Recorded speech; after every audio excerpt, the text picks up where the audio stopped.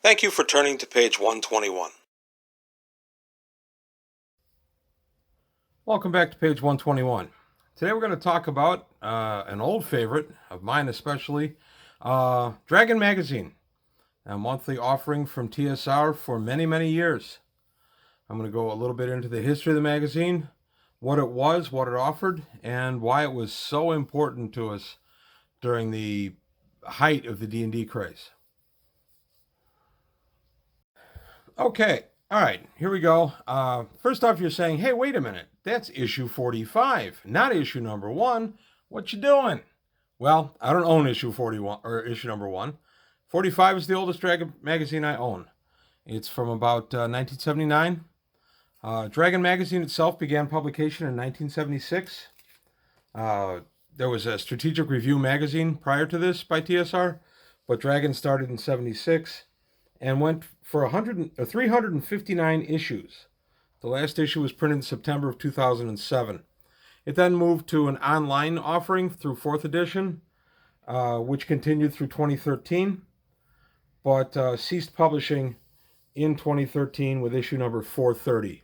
So they went another 80 issues or so digitally, stopped publishing it in 2013, and then in 2015, for 5th edition, they introduced Dragon Plus, which is a bi-monthly offering they have on the Wizards of the Coast website. I haven't sampled any of that. I really haven't gotten into 5th edition, nor do I plan to. So anyway, Dragon Magazine, what is it and why do I care? Well, this was our lifeline between modules. There was no internet at the time. There was no way to know what was coming out. Very often it would be premiered in Dragon Magazine. You had to look at the ads as much as you had to look at the articles in this magazine because you didn't want to miss something that was coming out.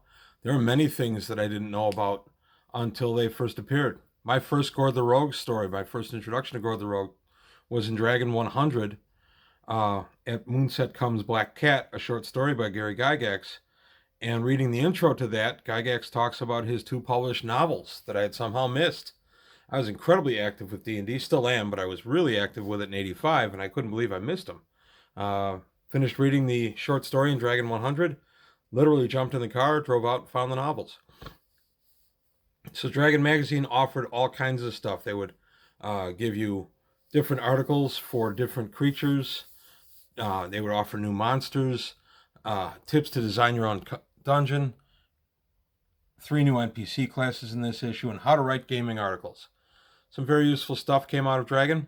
They premiered a lot of stuff in Dragon. The Cavalier class, the Barbarian class, Thief Acrobat for that matter, all premiered in Dragon Magazine and then were later published in Unearthed Arcana. It was a sounding board for what would move, what would not move. I used to love when Dragon, the editorial crew, would argue that they were not a house organ for TSR, that they were their own independent thing. If they believe that, I think it's cute because it was obvious that they were a TSR product. They offered articles for a lot of other games, and actually in the mid 80s, they had a deal with Marvel where they offered Marvel Superheroes articles. I didn't play Marvel Superheroes, I played Champions, but I read the Marvel Superheroes articles because they were usually a pretty good thumbnail of the character and a good outline of the powers. So I'm going to just show a couple of different issues of the Dragon here. I'm going to go over a little bit about what we got in these issues. Here you go. Crime Fighters, a new game. Play on other planes and take the AD&D exam. The exam was kind of a tricky little thing. I think it was 50 questions to test your knowledge of all things AD&D. It was a tough exam.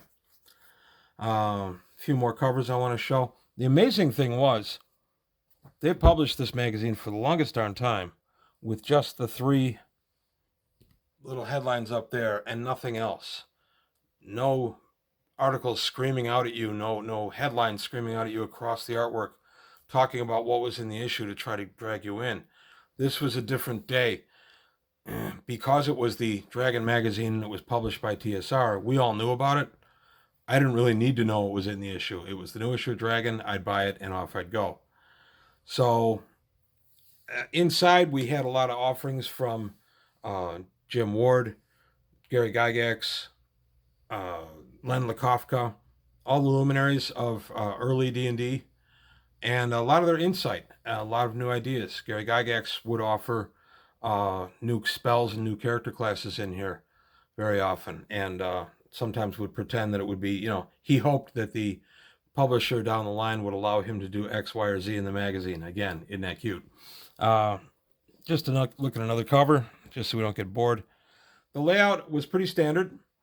I'll go ahead and I'll show in this issue. You always had ads inside the front page. And then you would come to, there's the editorial for the month.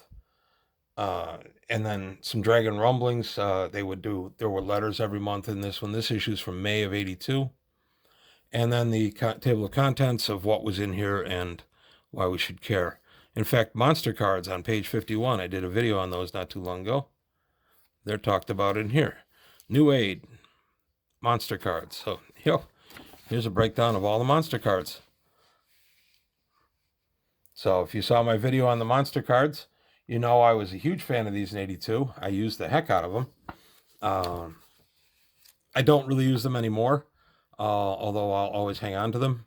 They're just beloved artifacts of a time gone by. We also got a lot of information by the great Roger E. Moore about the gods. He did a whole series of non-human deities in Dragon right around this time. Really expanded my approach to demi-humans like gnomes, dwarves, elves. Elements of them I had not considered before really came to the fore and really helped improve my gaming, my DMing, and I really feel the players' role-playing. I was one of about 2 people that usually bought Dragon Magazine. Most of our group did not, but I would bring it to the table when it was new for the month, or I'd bring an older issue with that had anything that pertained to tonight's game. And a lot of these got a lot of table use.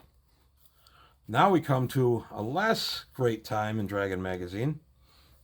This would be around 1985 when TSR was doing what they could to cut costs. If anybody bought Unearthed Arcana in 1985 in an early printing, you got a book that exploded once you opened it. The binding just came to pieces. Well, unfortunately, right at the same time, Dragon Magazine started doing the same. This is not through wear and tear. This is not through abuse. This has been stored upright in an acid-free box for 35 years. This is simply that the cover detached. This one's extreme, but I'll go ahead and I'll show the next issue, 97, where the same thing happened. This is nothing I did. The bindings got real cheap for some reason. I never knew why. I knew costs, but I didn't know what specifically made the covers so bad. And for about 5 or 6 issues, we had really poor quality, which is a shame. And it was simply a poor quality of the printing and the cover. Nothing inside had changed as far as the reader was concerned. Dragon Magazine continued on, and in the early 90s became more and more of a house organ for TSR, just a blatant one. If they had Al-Qadim coming out, we'd get an all Al-Qadim issue. When they would drop anything new for Forgotten Realms, we'd get a Forgotten Realms heavy issue. Unfortunately, we also got an April Fool's issue every year, and by the early to mid 90s, I had kind of stopped buying the April Fool's issues. I liked the early ones in the 80s because it was only 3 or 4 pages of April Fool's stuff. The later ones became all April Fool's stuff, and honestly, I didn't find a lot of useful material out of that. So I bought Dragon pretty solid through about 87, and then got more sporadic with it into the 90s. And by the time it was dying, I wasn't too interested. But then along came Paizo, however you say the name, Paizo Publishing. I always say Paizo Publishing. My apologies to the folks if I am saying it wrong. They took over publication of Dragon and its sister magazine, Dungeon, in 2002, and went way beyond what Dragon was up to at that point.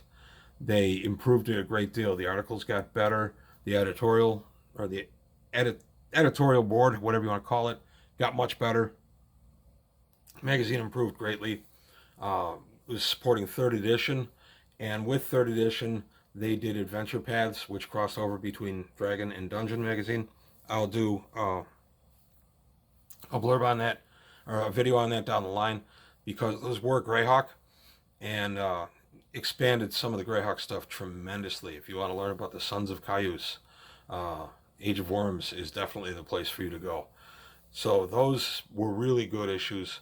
They also started offering premiums in some of the issues of posters and Greyhawk maps, Forgotten Realms maps, a lot of which you can still get off their website.